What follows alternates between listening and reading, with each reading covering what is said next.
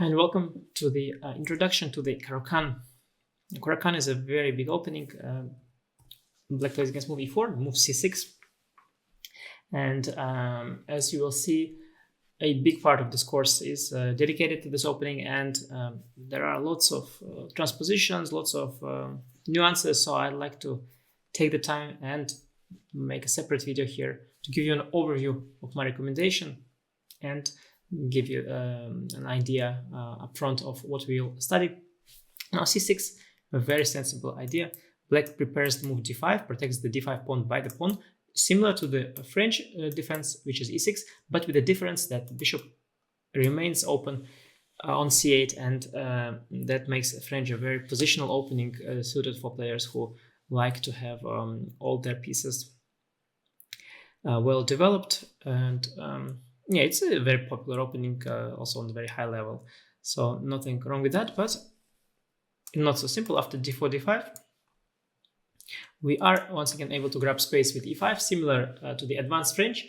Black still faces the issue of having lack of space in the center, and although, unlike the French, he can develop the bishop to f5 in one go, compared to the French, he is a little slower with counterplay. He wasted the move on c6. He will only then have to play the move a6, and then c6, c5 very often comes with a loss of time. So the compromise that Black made here compared to the French, now he's gained that extra option of developing the bishop, but he lost the tempo.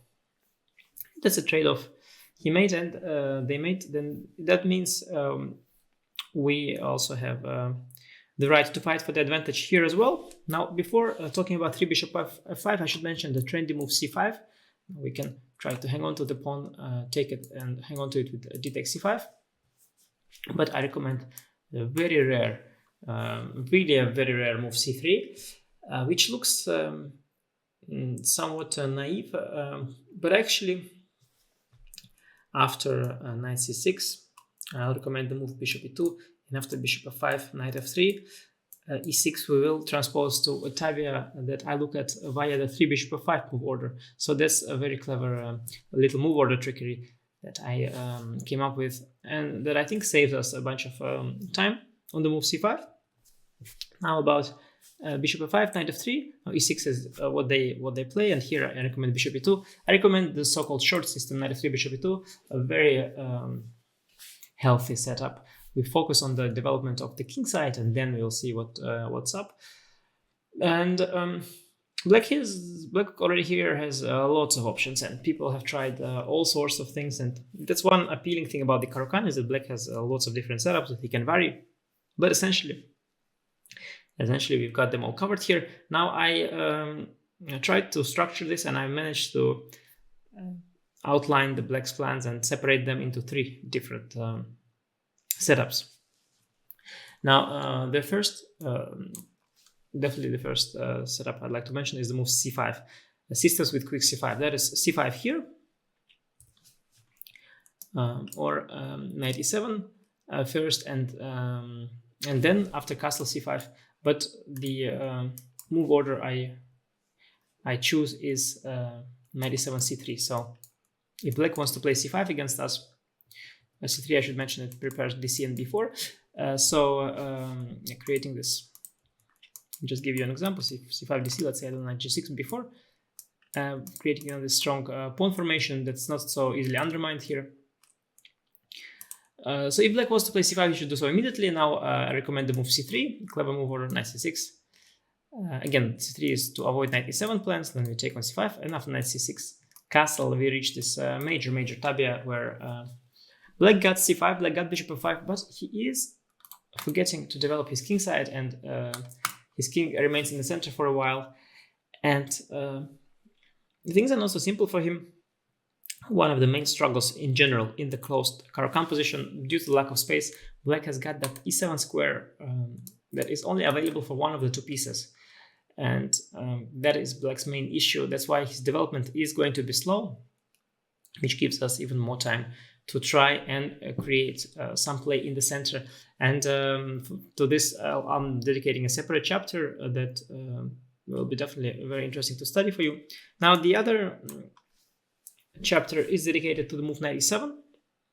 This is just a move, Black hasn't yet given away his plans, but in that chapter with knight e7, I'm covering all popular plans that include the development of the knight here, and that means knight d7 followed by knight g6, or followed by bishop g6, knight f5, followed by knight c8 plans as well. They can also try to delay knight d7, though usually he ends up doing it. And so all of these lines where black is playing it slow, not going for early c5, and where he develops knight on e7, all of them are covered in that second chapter. I should say that the one of the main tabias of the entire advanced Caro-Kann is this position, and that will be also covered in that second chapter. Now, in the third chapter, I cover all other setups, and black has a lot of creative setups here. Now, one of the interesting ideas is bishop b4.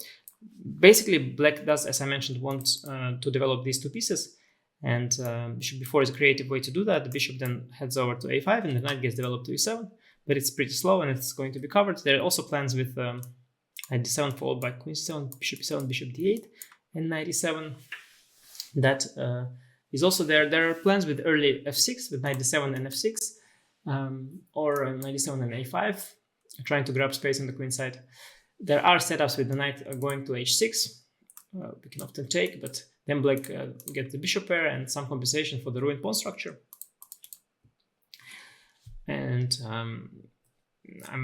I believe I've pretty much mentioned all the rare plans by now.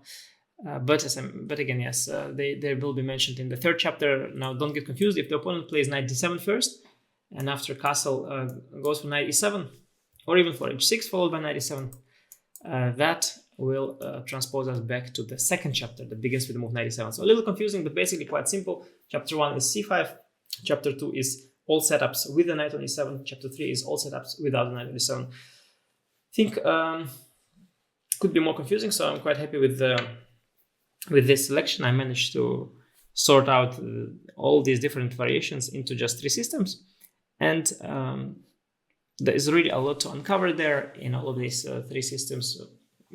While black is really testing our knowledge, he's going for a very healthy opening setup, and we should know exactly what we're doing in order to put the pressure on them. So head over to the subsequent chapters and let's explore the Caro-Kann.